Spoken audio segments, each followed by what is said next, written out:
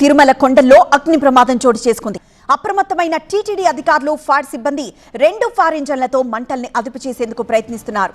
అగ్ని ప్రమాదంతో శ్రీవారి పాదాలు, శిలాతోరణం ప్రాంతాల్లోని పచ్చని అడవి అగ్నికి ఆహుతైంది.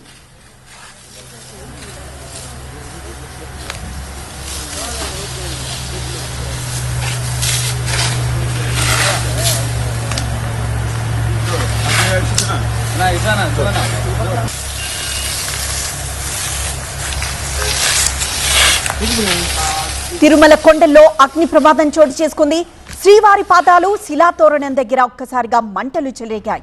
అయితే అప్రమత్తమైన టీటీడీ అధికారులు, ఫైర్ సిబ్బంది 2 ఫైర్ ఇంజన్లతో మంటల్ని అదుపు చేసేందుకు ప్రయత్నిస్తున్నారు.